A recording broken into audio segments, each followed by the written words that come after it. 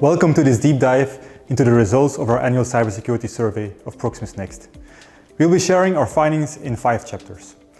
We will discover how frequent cyber incidents occur, we analyze how these incidents impact the organizations, then we are looking at the maturity across different cybersecurity functions, and then we are evaluating the means cybersecurity professionals have at their disposal.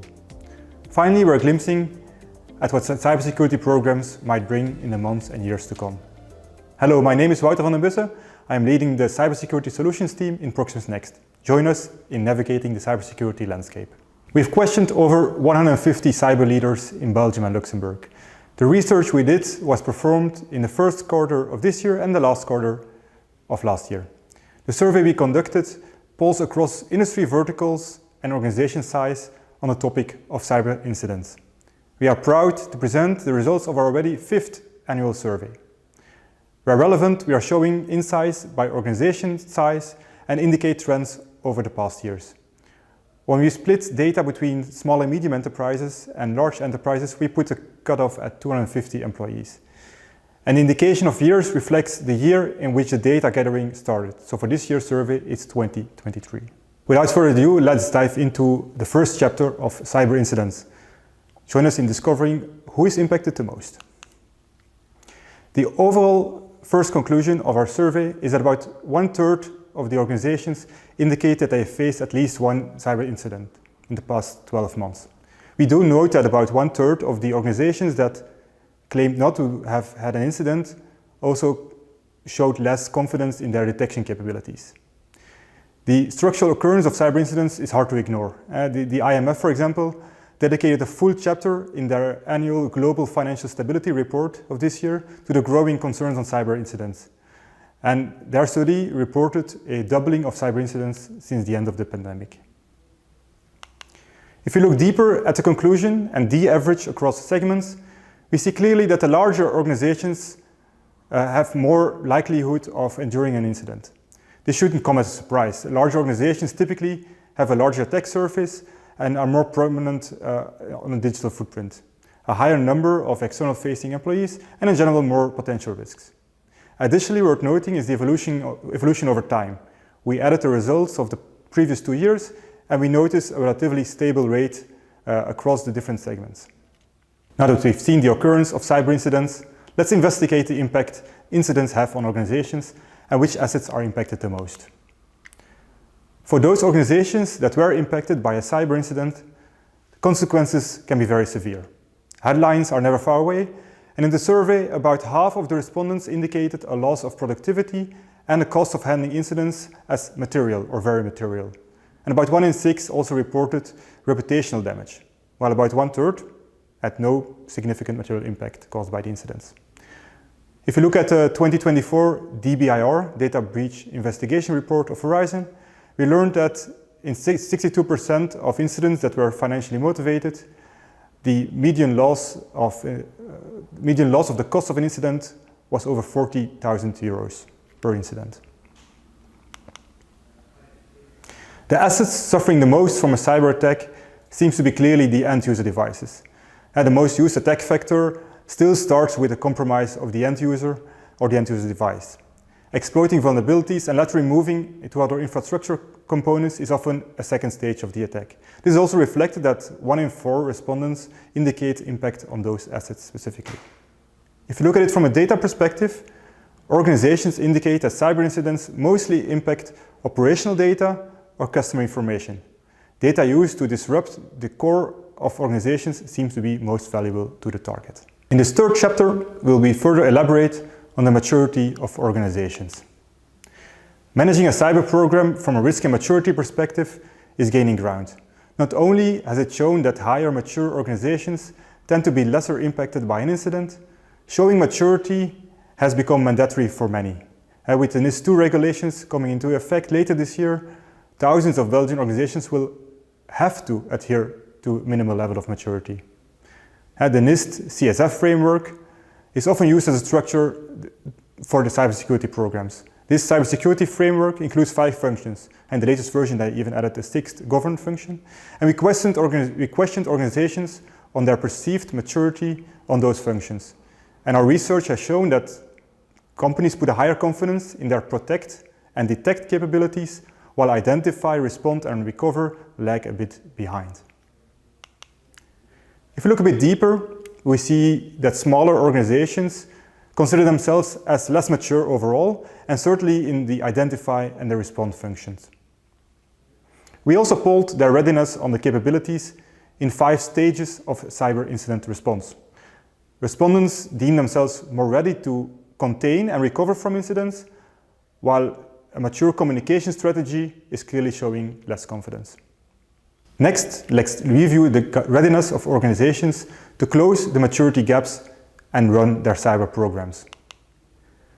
More than half of the respondents indicate a shortage of specialized people in their security department. This shortage is also well illustrated by Agoria in their socio-economic study of the cybersecurity sector in Belgium. In this study, they indicate a structural lack of skilled staff. They flagged 1,200 openings on a total of about 6,000 members in the sector, which has a significant vacancy rate of 16% versus an overall 9% in IT. This described shortage is also significantly larger than last year's study. Even 2/3 of large enterprises flag a shortage this year, up from about half the previous 2 years. When asked on the tactics to close that shortage, several tactics are employed. More prominent roles or more permanent roles in organizations, they are still hiring or accepting freelancer or even retraining internal staff. But more notably, 42% of organizations are actively seeking to rely more on outsourcing for their security processes. For our final chapter, we look at how security professionals see their security program evolving in the coming year. First of all, it's quite clear that the overall stricter budgets in IT do not apply to the cybersecurity domain. Over 1/5 of the respondents indicate that their budget will increase with at least 20%.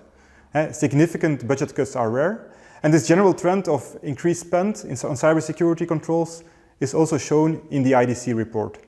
For the European market, they predict a strong double-digit growth of 12% on cybersecurity spend.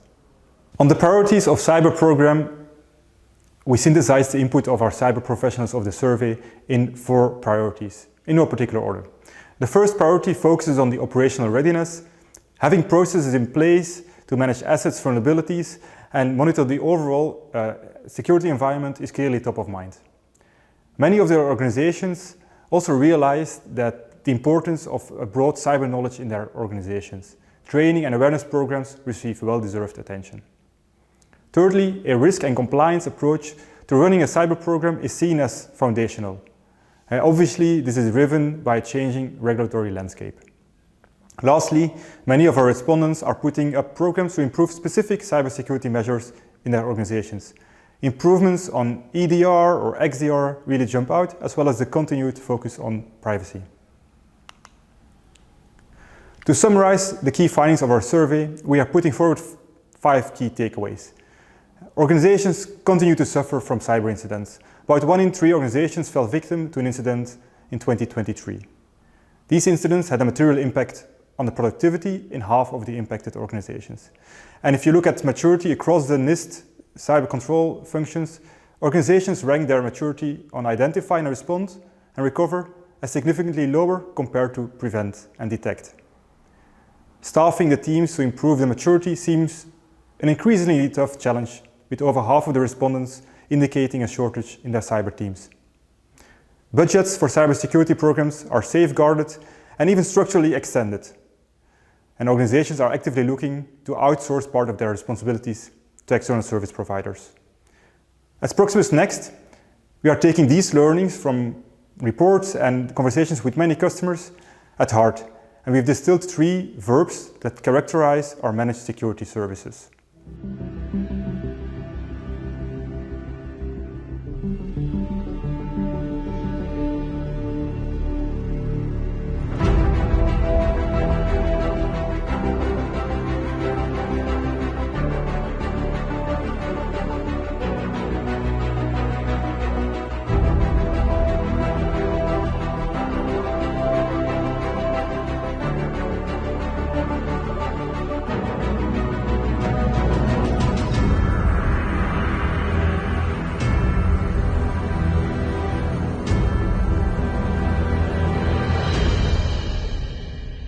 Proximus Next is your trusted advisor for cybersecurity services.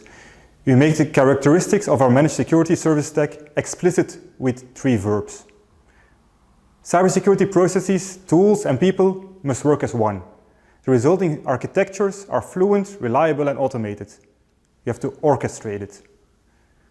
Running a cyber defense strategy must be proactive in nature, tackling new risks, deal with emerging threats, and resolve incidents. You have to remediate it. A cyber program must be a journey, continuously improving your cyber defense and become more cyber resilient. You have to bolster it. These 3 action verbs, orchestrate, remediate, and bolster, form the foundation of the managed service stack of Proximus Next. We call the stack Orbit. Let me conclude with a pointer to our extensive survey results. This year, we've published the results as an easily digestible online report. Many more data points and conclusions we couldn't cover today are included. Feel free to scroll through the insights using the QR code on the screen or the link shown here. Thank you for spending your time tuning in for this briefing. Looking forward to continuing this cybersecurity conversation with you. Thank you. Proximus Next. Tech Biz People.